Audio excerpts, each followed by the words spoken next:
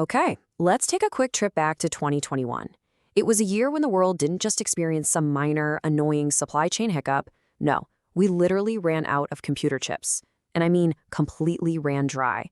Massive legacy automotive giants, companies like Ford, GM, and Volkswagen were absolutely paralyzed. They simply couldn't get the microchips they needed, so their massive assembly lines just ground to a complete halt for months. Welcome to this explainer on supply chain secrets, where we break down the invisible forces that actually run our modern world. Now, if you were trying to buy a car in 2021, you for sure remember this pain. Brand new cars were virtually impossible to find, which caused used car prices to completely skyrocket by 30 to 50%. And of course, it wasn't just cars. The PlayStation 5 became basically a myth, and everyday laptop prices doubled. Section 1. The Great Chip Halt. So, to really understand why this happened, and why it's practically guaranteed to happen again, we need to grasp the sheer scale of the semiconductor industry today. 1.2 trillion. That is a staggering number. That is the exact volume of semiconductor chips that the global economy pumps out every single year. When you hear a number that massive, it's natural to think, wait, how could we possibly be facing a shortage? Well, here's the stark reality. Even though we're making 1.2 trillion chips globally, our actual global demand is north of 1.3 trillion. So even with factories operating at absolute maximum capacity, the world is currently running an 8 to 10% deficit. We are constantly, fundamentally falling behind what the market actually needs. Section 2. The new digital oil. To really put that deficit into perspective, we have to look at what these little components actually represent in our modern era. People love to say that data is the new oil. Actually, scratch that. Semiconductors are the new oil. Think about it. Traditional oil provides energy, but crucially, it's replaceable. We can swap it out for solar, wind, or nuclear power. Semiconductors, on the other hand, don't just power things, they control everything. Every single piece of digital infrastructure relies on them. And here's the kicker, they are completely irreplaceable. If you pull chips out of the equation, our economy doesn't just slow down, it stops, instantly. Take a standard modern car, for example. You might think it's just steel, glass, and rubber, right? But under the hood, it relies on over 100 different chips. You got 30 chips dedicated just to engine control. 20 are running your critical safety systems, another 25 are handling body electronics, 15 for your navigation, and 10 just for the entertainment system. Without these tiny, fragile components, a $50,000 vehicle is quite literally just a useless metal shell sitting on a factory floor. Section 3, the manufacturing bottleneck. So the totally logical question here is, if we desperately need more chips to keep the economy afloat, why don't we just quickly build more factories? Well, building a chip factory, or a fab, as they're called, is an almost insurmountable bottleneck.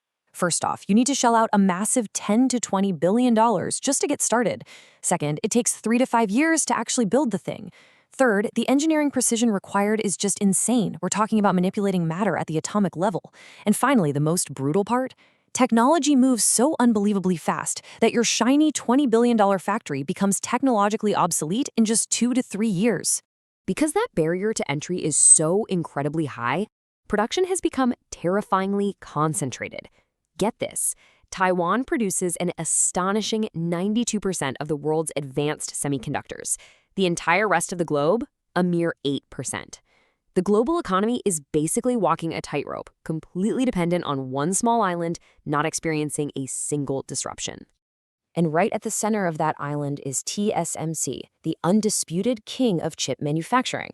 Since they can't possibly meet all the global demand, they don't use a free market to decide who gets what. They use allocation.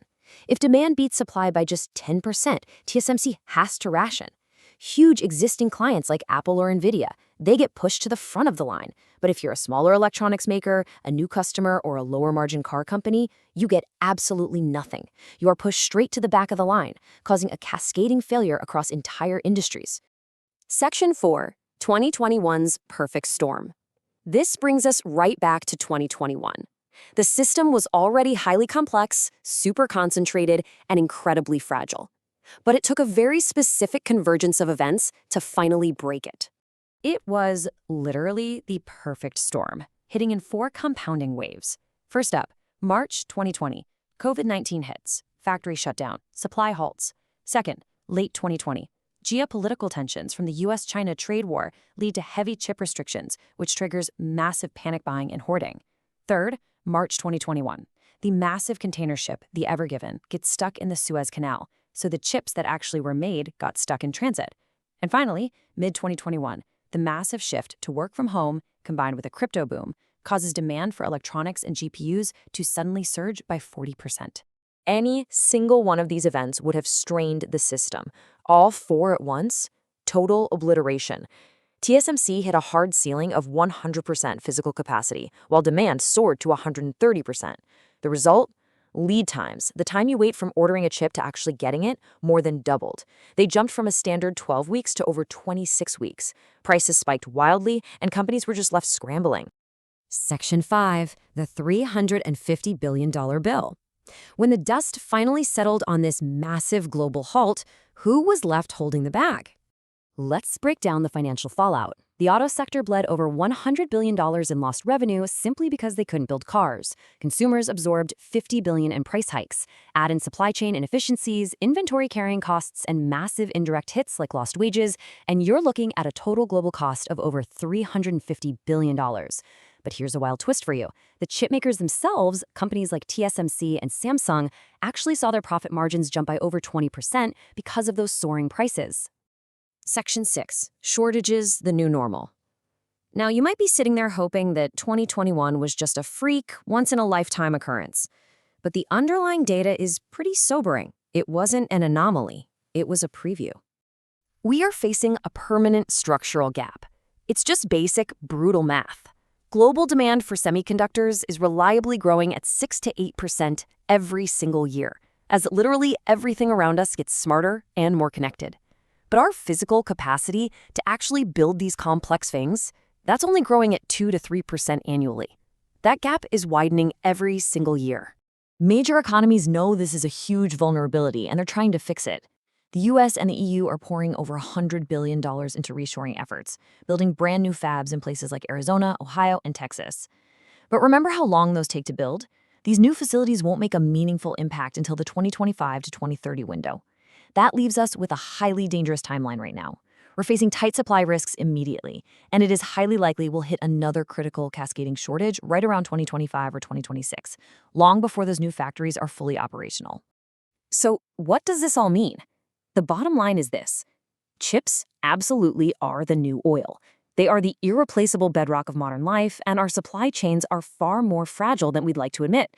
The 2021 shortage was a massive wake-up call, proving that shortages aren't just possible, they are structural, and they are the new normal.